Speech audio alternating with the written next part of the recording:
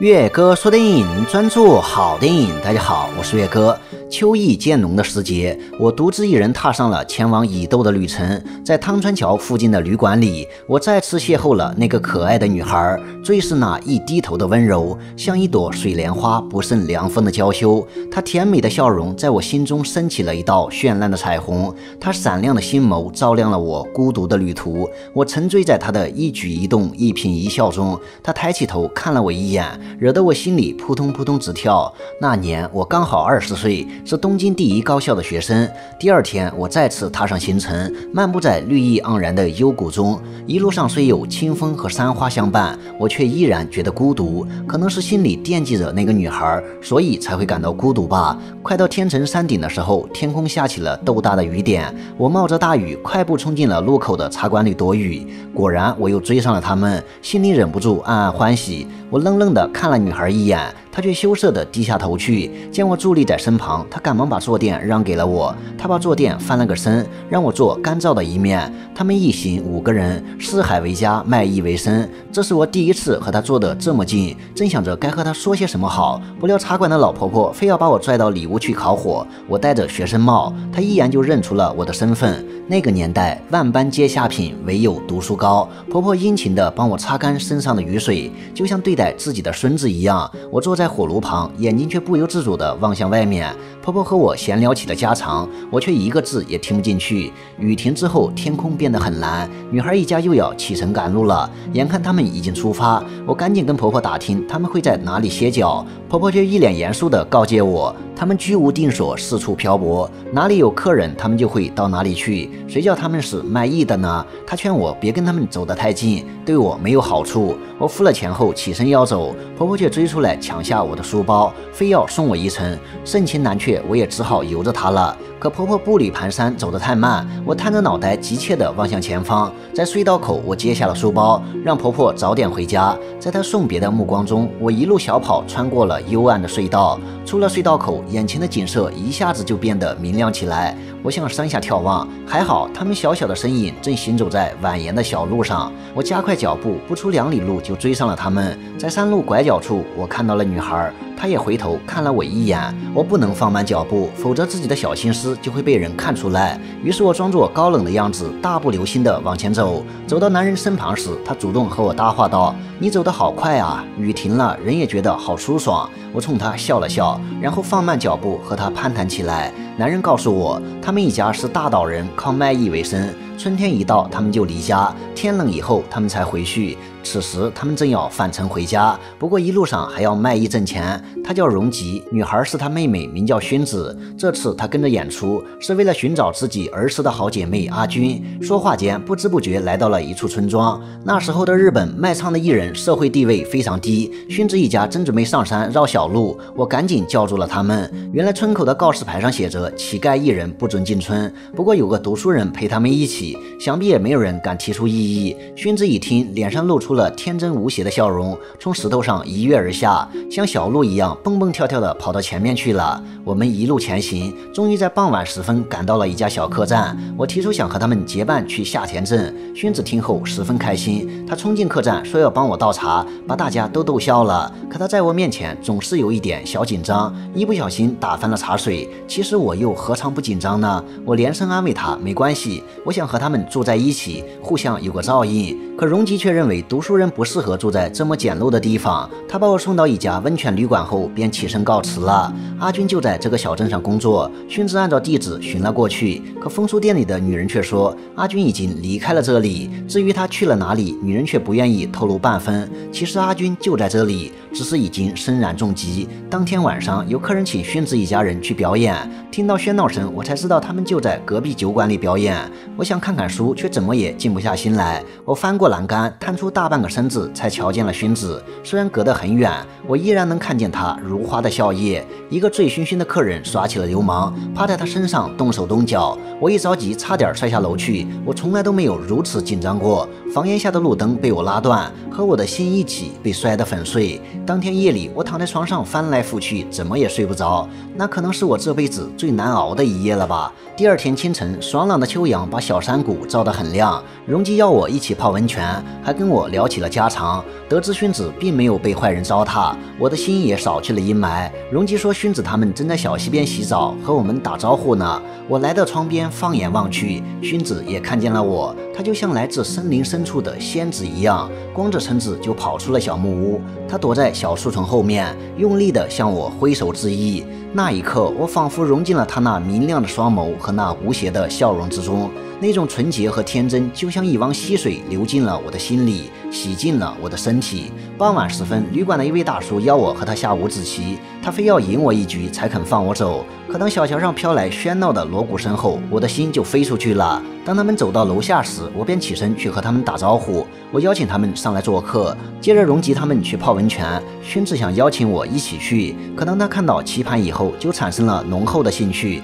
他说想和我下一盘，我开心地答应了。我不小心碰到了他的手，仿佛被电流击中了一般。他先落了纸，还说不需要我让着他。我忍不住笑了笑，我怎么好意思欺负一个女孩子？渐渐的，我们吓得入了神，全世界仿佛只剩下我们两个人。我们低头看着棋盘，发梢好像比我们更心急，轻轻地触碰在了一起，就像那黑纸和白纸一样，你围着我，我围着你。荣吉他们回来时，我刚好输了这一局。薰子兴奋地跟家人们宣布他赢了我。那个猥琐大叔把阿婆叫到了走廊里，他看上了薰子，想花大价钱买下她的初夜。阿婆严词拒绝了他，我们家孩子卖艺不卖身。第二天，我们约定结伴同行。为了消除身份上的距离感，我重新买了一顶帽子，换下了自己的学生帽。我冒冒失失地冲进卧室，发现他们一家人都还没有起床。我突然觉得自己很没有礼貌，赶紧向他们道歉。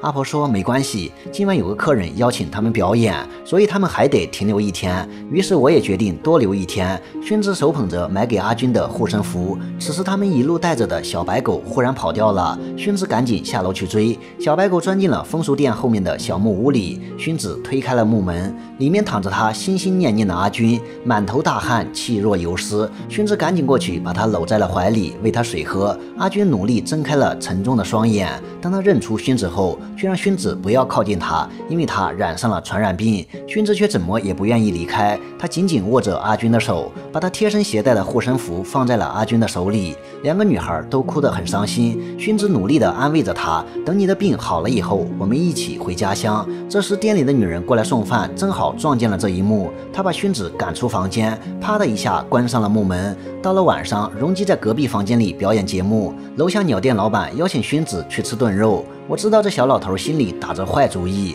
可薰子心里太干净，完全没有觉察到危险。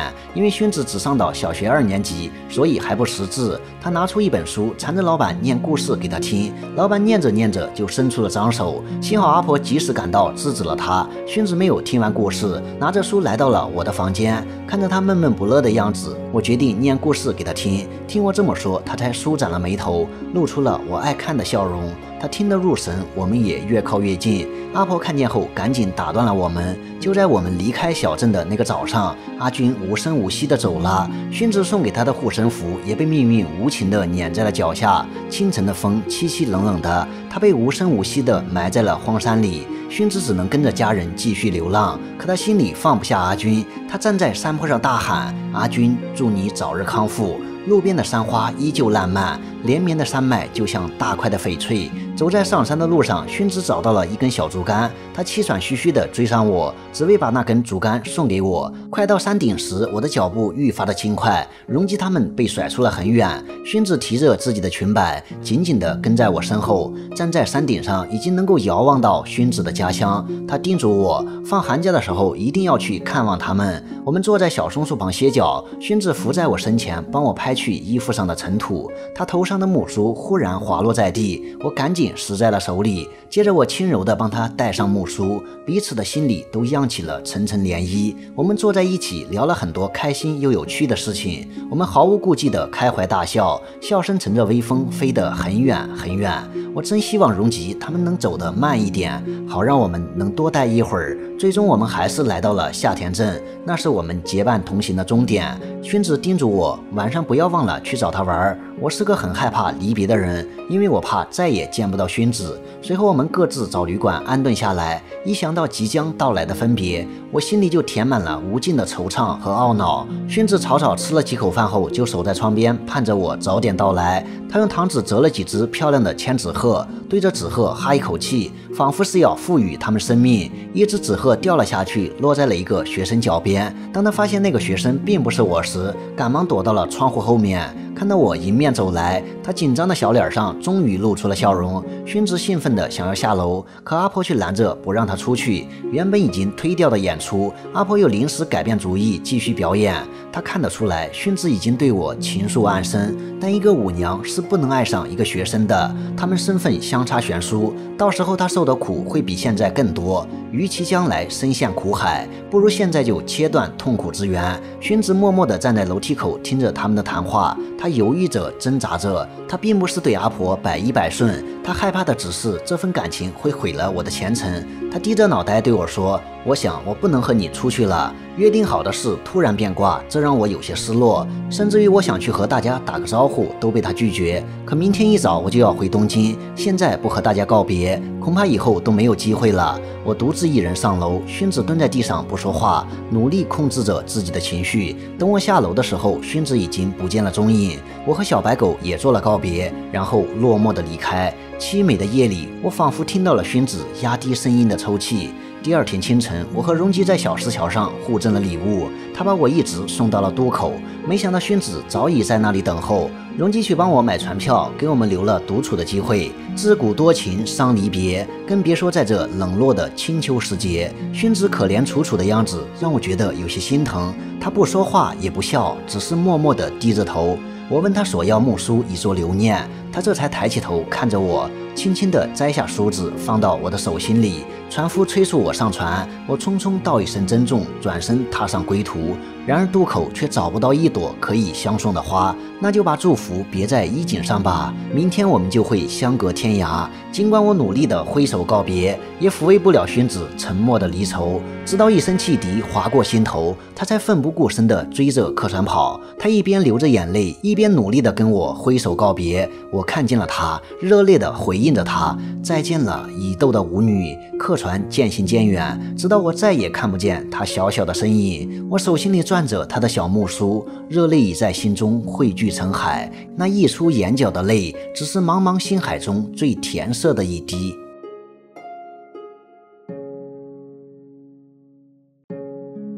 已逗的舞女是西河科己1974年上映的作品，电影改编自川端康成的同名小说。这部小说曾被誉为世界第一初恋，主要讲述了一段青涩懵懂、美丽而又短暂的爱情故事。饰演薰子的山口百惠当时只有14岁，豆蔻年华，纯洁无瑕。电影中那种若有若无的情愫，美妙到令人愉悦又惆怅。最是那一低头的温柔，不染凡尘，不胜娇羞，像是发梢时不时掠过脖颈，又如青草随着微风骚弄足底。山有木兮木有枝，心悦君兮君不知。有人说，之所以初恋难忘，是因为我们难忘初恋时的自己。那时我们一无所有，但只需一眼，喜欢就是喜欢，不在乎世俗物质，不在乎过去未来，甚至不在乎是非对错。那种不顾一切的感觉，让我们认识到了最好的自己。时光荏苒，可惜归来已不再是少年，再也没了目光所至全是你的勇敢。或许初恋就是这样，当年年幼无知，如今热泪盈眶。正如两人分别之后，川端康成这样写道：船舱的灯光熄灭了，船上载运的生鱼和潮水的气味越来越浓，在黑暗中，少年的体温暖着我。我听任泪水向下流，我的头脑变成一泓清水，滴滴答答地流出来。以后什么都没有留下，只感觉甜蜜的愉快。其实有些人，你已经见过这辈子最后一面了，只是你还没有察觉。当初说好的再见，离别之后再难相见。或许到了耄耋之年，回想起那年的爱恋，你可能已经记不起他朦胧的笑脸，却仍然怀念那种再也没办法复制的纯粹的喜欢。好了，今天的解说就到这里啦，喜欢的话记得点赞、分享或收藏下，你们动动手指对我可是意义重大。就这样，我们下期见。